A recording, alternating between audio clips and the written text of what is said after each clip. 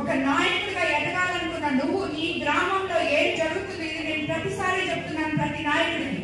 ఇక్కడ చాలా మంది గ్రామ స్థాయిలు ఉన్నారు, నియోజకవర్గ నాయకులు ఉన్నారు, మండల నాయకులు ఉన్నారు. ప్రతి ఒక్కరికి చెప్తున్నాను, నీ గ్రామంలో ఒక గ్రామంలో 2000 మంది ఉంటే ఒక గ్రామంలో 5000 మంది ఉంటారు. ఆ గ్రామానికి 4 నాయకులు ఉంటారు. ఒక ఎస్సీసీలో ఉంటారు, ఒకడు బీసీ నాయకులు ఉంటారు, ఒకడు ఓసీ నాయకులు ఉంటారు. ఈ నాయకులందరూ అసలు ముందు మీ సచివాలయంలోకి మీరందరూ అడుగు పెడుతున్నారా? మీ ఊర్లో ఉన్న ప్రజలకి మీరేం కావాలో మీరు చూస్తున్నారా? మీరే కానీ చూస్తే మీ బాధ్యత మీరే తీసుకుంటే ఎప్పుడైతే ఎమ్మెల్యే ఆ ఊరికి వస్తుందో ఆ ఎమ్మెల్యే దగ్గరికి ఎందుకు అర్జీలు ఎక్కువ వస్తున్నారు? వాళ్ళు ఎందుకు మాకు ఇల్లు లేదంటున్నారు, ఎందుకు మాకు పెన్షన్ లేదంటున్నారు? కాబట్టి నాయకులుగా ఎదగాలనుకునే వాళ్ళు గ్రామ స్థాయి నుంచి మొట్టమొదట ఆ గ్రామంలో ఏది సమస్యలు ఉన్నాయో ఆ సమస్యల్ని ముందు సచివాలయం దగ్గరికి మీరే తీసుకెళ్ళండి. ఆ మనుషులు తీసుకెళ్ళండి.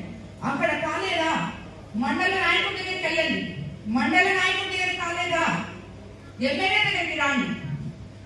అలాగా ప్రతి నాయకుడు కూడా ప్రభుత్వంలో మనకు అందుతున్న పథకాలను అయితేనేమి, సంక్షేమం అయితేనేమి, అభివృద్ధి అయితేనేమి, మనకి చంద్రబాబు నాయుడు గారు చేస్తున్న ఈ 2 అభివృద్ధి సంక్షేమం 2 పథకాలను ఇప్పుడు దాకా అందరూ మాట్లాడుతున్నారు. ఎక్కడ పోయినాయి సూపర్ 6 ఎలక్షన్ అప్పుడు చెప్పారు, ఏం చేయలేదు. ఏం చేయలేదు. గత 5 సంవత్సరాల్లో అస్తవ్యస్తమైన ఈ పాలనా వ్యవస్థని తిరిగి దారిలో పెట్టి గెలిచిన మొదటి నెలే 4000 పెన్షన్ చెప్పారు, 4000 ఇచ్చారు.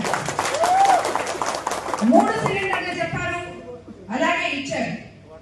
దాని తర్వాత అన్నా క్యాంటీన్లు ఓపెన్ చేశారు. దాని తర్వాత ఇప్పుడు మొత్తం ఓపెన్ అయినాయి, బిడ్ ఆఫ్ పెన్షన్స్ ఓపెన్ అయినాయి, ఇళ్ళు ఎన్రోల్ చేసుకుంటున్నాం.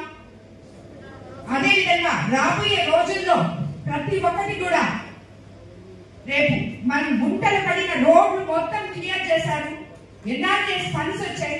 ఎంతో మంది వైఎస్ఆర్సీపీ సర్పంచులు నా దగ్గరకు వచ్చి చేరిన వాళ్ళు, మండల నాయకులు గత 5 సంవత్సరాల్లో సర్పంచ్ అకౌంట్ లో 1 రూపాయి డబ్బులు లేక నానా అవసరపడి కనీసం వాళ్ళని గెలిపించిన మనుషులకి ఒక రోడ్డు కూడా వేయలేకపోయారు, ఒక నీళ్లు లేకపోయారు, ఒక కొనాయిలో నీళ్ళు ఇవ్వలేకపోయారు.